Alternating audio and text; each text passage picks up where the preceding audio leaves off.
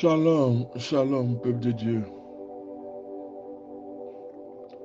Que le Seigneur nous bénisse et que toute la gloire lui revienne. Amen. N'oublions pas que demain jeudi, nous avons notre jeûne et prière. Et le samedi, nous avons le culte. Amen. C'est un immense plaisir de me retrouver parmi vous. Parce que le mois de mai a été un mois où j'ai été beaucoup occupé. Amen. Mais aujourd'hui, je reviens encore pour l'enseignement, pour la prière, l'édification, afin que le peuple de Dieu ne soit pas dépourvu d'enseignement. Alléluia. Le thème que je vais voir avec vous, c'est la compassion. La compassion. Prier avec compassion. 1 Pierre 3, le verset 8.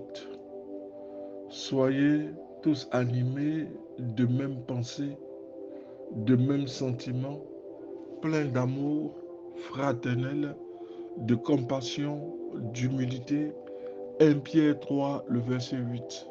La compassion est un mot capital au sein du ministère, au sein du christianisme. Si vous n'avez pas la compassion, vous ne pouvez pas exercer le ministère. Parce que vous êtes appelé à porter la charge des autres.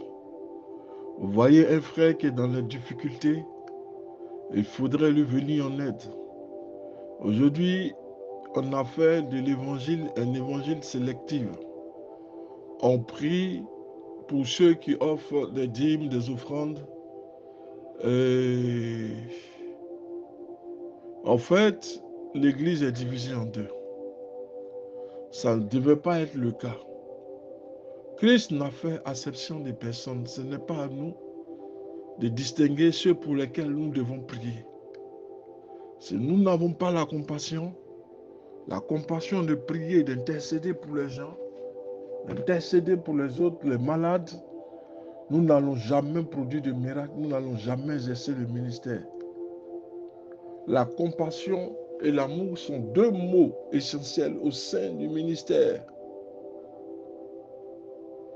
Peut-on prier pour son prochain sans compassion pour lui et espérer que nous aurions des résultats sans compassion? Parce que la compassion va nous amener d'abord à partager les peines, les joies, les conséquences, les fautes de l'autre personne. La personne viendra vous voir avec des maladies, des handicaps, frappée par la sorcellerie à tout niveau. Mais il y a des personnes qui trient, qui font des tris, qui font des sélections et qui pensent que certains cas, Dieu n'est pas puissant pour les régler. L'Éternel est puissant pour tout. Rien n'est impossible à Dieu. Si nous prions, c'est parce que nous avons l'appel, nous avons la marque de Dieu. Et si nous avons la marque de Dieu, c'est-à-dire tout ce que nous faisons est approuvé de Dieu, pas des hommes. Parce que les hommes sont d'humeur changeante. Mais l'Éternel, lorsqu'il a posé sa main sur toi, il a mis son sceau sur toi, alors il t'a donné l'onction et la puissance qu'il faut pour exercer le ministère. Mais dans le ministère, nous devons manifester l'amour et la compassion. C'est pourquoi la question nous est posée. Est-il nécessaire de prier pour une personne sans la compassion pour obtenir des résultats? Je dirais plutôt que c'est de l'hypocrisie. Parce qu'on fait semblant de prier pour la personne, mais le cœur n'y est pas. Or, quand vous priez pour la personne, l'amour et la compassion doivent accompagner vos actes et la prière en même temps, afin que le Seigneur se manifeste. Mais tu pries pour la personne alors que toi-même ton cœur n'y est pas. C'est une prière pour te débarrasser de la personne. Non. Peut-on avoir des résultats sans compassion? Nous pouvons pousser la question beaucoup plus loin. le manque de compassion est-il un péché ou peut-il nous conduire à pécher? Est-ce que le manque de compassion peut-il produire des résultats? Le manque de compassion peut-il nous conduire à pécher? En lisant l'histoire de Job, nous constatons une absence de compassion assez évidente de la part de ses amis envers Job lui-même. Et cela les a amenés à pécher contre Dieu et Job lui-même, selon ce que nous lisons. Job, parce que les amis de Job ont commencé à lui poser des questions. Mais Job, comment se fait-il que toi qui es un serviteur de Dieu, tu es frappé de tous ces ulcères, de ces cancers, tu as toutes ces maladies en un seul coup? À coup sûr, tu as dû pécher quelque part. Mais les amis de Daniel ont sous-estimé la souveraineté de Dieu, que Dieu est capable de toutes choses. Dieu peut nous faire asseoir à la table de roi comme il peut nous déchoir. Ça a été le cas de Nebuchadnezzar. Pour eux, si Job est recouvert de toutes ses plaies, de toute cette maladie, de tous ces cancers, c'est que Job a commis un péché. Ils ont sous-estimé, sinon mésestimé même, la souveraineté de Dieu. Ils ont dit que Job a dû pécher. Ce qui les a amenés à pécher contre Job et à pécher contre Dieu lui-même. En bon religieux, ils se sont contentés de défendre les intérêts de Dieu en critiquant Job, sans tenter de comprendre ni de l'aider à porter sa douleur. Par cette attitude et leurs propos, les amis de Job l'ont incité à prononcer des paroles qu'il n'aurait pas pu tenir si ses amis avaient eu de la compassion pour lui. Les Écritures nous demandent de porter les fardeaux les uns pour les autres. Galates 6, 2. De pleurer avec ceux qui pleurent. Romains 12, 15. Donc, si nous voyons Job dans cette situation, nous devons avoir la compassion pour Job et nous devons prier pour lui. Ce n'est pas encore à nous de venir enfoncer le couteau dans la plaie en disant que Job, si tu as péché, si tu es dans cette position, c'est que tu as péché contre Dieu. L'Éternel est irrité contre toi. Ce que les amis de Job ont fait, c'est ce que la femme de Job aussi a dit. Si l'Éternel nous a appauvris, c'est que ce n'est pas l'Éternel. L'Éternel nous a enrichis. Mais pourquoi nous sommes appauvris? Maudit l'Éternel, Job. Les amis de Job à leur tour arrivent. Plutôt que de chercher à aider Job, à prier pour que ses plaies disparaissent. Parce que c'est ça la compassion. Prendre le fardeau pour les autres. Partager les fardeaux les uns et les autres. Mais les gens ne manifestent aucun amour. L'amour n'est plus dans le cœur. La compassion même n'existe même pas. L'amour rentre difficilement dans le cœur. Mais la compassion, pas du tout.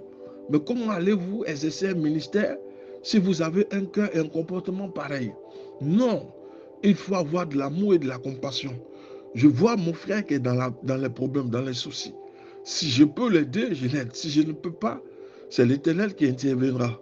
Pierre, à la belle porte, dit aux mendiants, nous n'avons ni or ni argent, mais ce que nous avons, nous te le donnons. Au nom de Jésus de Nazareth, lève-toi et marche. Ce n'est pas seulement la solution financière. Et il y a la prière, c'est elle qui décante tout. C'est elle qui agit, c'est elle qui se manifeste. Ils ont dit aux lépreux, aux paralytiques, aux mendiants, ils lui ont dit, lève-toi et marche dans le nom de Jésus. C'est ce que nous avons. Le bien précieux, c'est le nom de Yeshua Mashiach. C'est ce que nous tenons et c'est ce que nous détenons. Jésus lui-même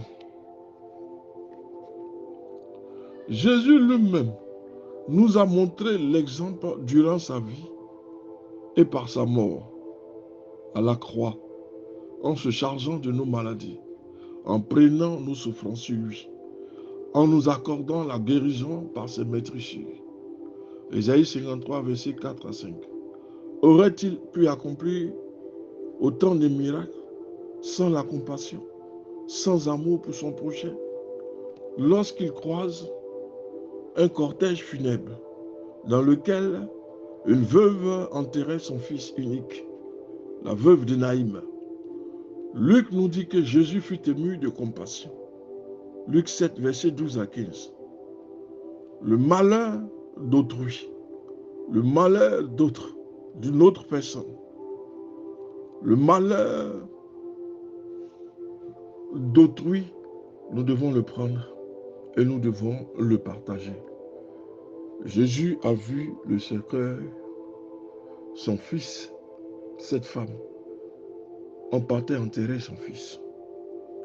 Jésus a été ému de compassion. Ses entrailles bouillonnaient à l'intérieur de lui. Il fut ému. Le malheur d'autrui lui retournait dans les entrailles, le bouleversait. C'est donc plein d'amour et de compassion. L'un ne va pas sans l'autre. Sans l'amour, il n'y a pas de compassion. Et sans compassion, il n'y a pas d'amour. Plein d'amour et de compassion, il s'approcha du cercueil pour tendre la main et pour redonner vie. Est-ce que nous, en tant qu'enfants de Dieu, sommes-nous capables de prouver autant d'amour envers notre prochain pour permettre à Dieu de faire des miracles? Dieu ne peut pas faire de miracles avec vous si vous n'êtes pas ému de compassion et d'amour. L'amour surpasse tout. Comme on dit souvent, l'amour rend aveugle. Mais sans la compassion et l'amour, vous ne pouvez pas faire le ministère. Vous ne pourrez pas produire des miracles. Apprenez à manifester l'amour et la compassion. Jésus nous l'a montré. Il a pris nos infirmités à la croix. Il s'est chargé de nos malheurs et de nos douleurs. C'est de cette façon, nous aussi, quand nous allons prier pour les autres, nous nous mettons à la place de cette personne et nous intercédons. Mais nous ne laissons pas la personne à la dérive ou bien nous ne nous mettons pas à nous moquer de la personne, sinon, en disant si tu es dans le malheur, c'est parce que tu as fauté. D'accord, la personne a fauté. Maintenant, il faut prier pour que la grâce de Dieu l'accompagne et que cette personne sorte définitivement de la situation.